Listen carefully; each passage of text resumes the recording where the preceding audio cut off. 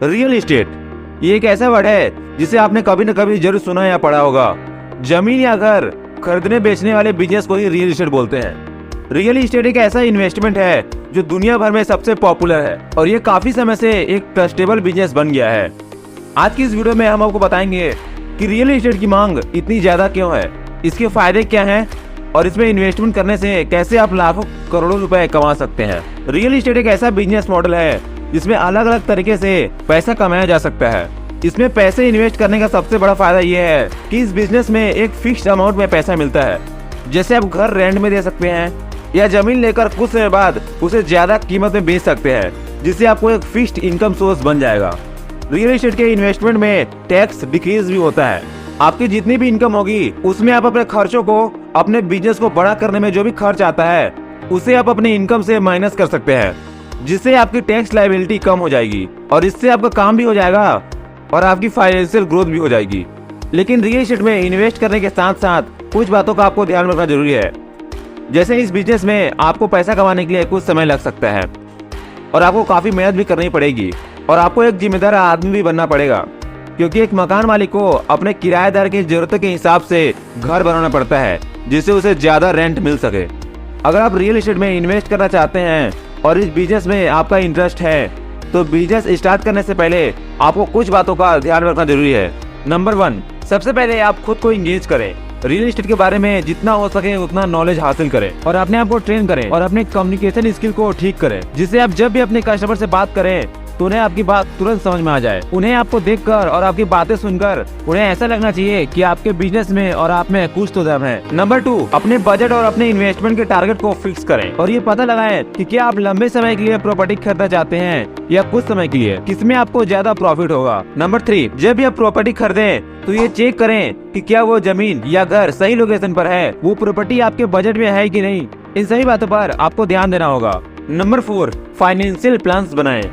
Real estate में finance या investment को मैनेज करने के लिए 3 जरूरी फाइनेंशियल डॉक्यूमेंट होनी जरूरी है। पहला इनकम स्टेटमेंट, दूसरा बैलेंस शीट और तीसरा cash flow statement. Number 5, project की शुरुआत से ही आपको एक लॉयर हायर करना होगा, क्योंकि रियल एस्टेट में आपको हर कदम पर एक लॉयर की जरूरत पड़ेगी। जमीन खरीदना, पेपर वर्क करना, कोर्ट कचहरी और भी बाकी लीगल इशू को हैंडल करने के लिए आपको एक लॉयर की जरूरत पड़ेगी, जो एक गाइड के तौर पर आपको हर सिंगल स्टेप में हेल्प करेगा।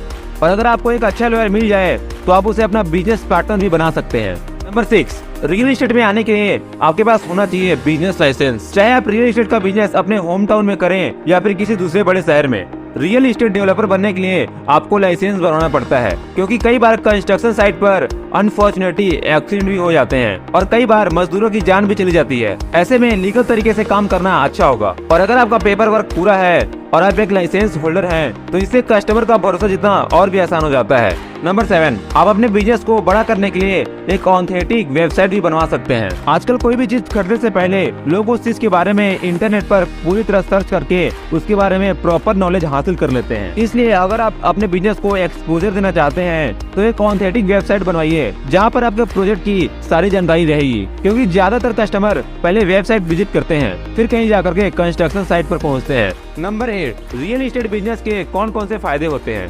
तो सबसे पहले तो ये कि रियल एस्टेट एक ऐसा बिजनेस है जिसके बहुत सारे फायदे होते हैं। नंबर 1, ये एक गारंटी सोर्स ऑफ इनकम है, जिसमें सही प्लानिंग के साथ की गई इन्वेस्टमेंट आपको हमेशा अच्छा रिटर्न देती है। आप अपने प्रोजेक्ट को बेचने के साथ साथ रेंट पर भी दे सकते हैं, जिससे आपको हर महीने एक फिक्स्ड इनकम आती रहेगी। अगर आपकी प्रॉपर्टी नहीं भी बिकी फिर भी अच्छी लोकेशन पर रेंट में रहने वाले लोगों की कमी नहीं है, आप उसे रेंट पर भी दे सकते हैं। नंबर 2, आज के टाइम पर लैंड प्रॉपर्टी और रियल एस्टेट में पैसा लगाना एक मनी मेकिंग बिजनेस है, क्योंकि इसकी कीमत हर दिन बढ़ती ही जा रही है, इसलिए इसमें रीसेल वैल्यू काफी हाई होती है, जिससे आप बहुत सारे पैसे कमा सकते हैं। तीसरा, रियल एस्टेट बिजनेस में आने से सोसाइटी में आपका स्टेटस भी काफी अच्छा हो जाता है। जो प्रॉपर्टी आपने बनाई है वो हमेशा के लिए आपका ही रहता है, जिसे आप अपने जरूरत के हिसाब से और समय आने पर कभी भी उसे बेच सकते हैं। ये फाइनेंशियली आपको और आपके फैमिली के लिए एक सिक्योर फ्यूचर भी देता है। नंबर 4 पर है, रियल एस्टेट में इन्वेस्ट करने से गवर्नमेंट आपको टैक्स फ्री बेनिफिट देती है। अगर कोई 2 करोड़ तक का घर खरीदता है तो उसे टैक्स पर बहुत छूट मिलती है, उसे टैक्स बहुत कम पे करना पड़ता है। और इसके अलावा रियल एस्टेट डेवलपर को लोन भी मिलता है बैंक से। अगर आप रियल एस्टेट में अपना किस्मत आजमाना चाहते हैं और इसको शुरुआत करना चाहते हैं, लेकिन ये सोच रहे हैं कि आपको फंड कहाँ से मिलेंगे, लेकिन उसके लिए अगर आपके पास पैसे नहीं है तो आप बैंक से लोन लेकर भी अपना प्रोजेक्ट स्टार्ट कर सकते हैं। सो आई होप अब आपको रियल एस्टेट के बारे में सभी जानकारी मिल गई होगी। और अगर आपको अभी भी रियल एस्टेट के बारे में कोई डाउट है या कोई बात आपको समझ में नहीं आ रही है तो आप कमेंट करके हमसे पूछ सकते हैं, आपको डेफिनेटली रिप्लाई मिलेगा।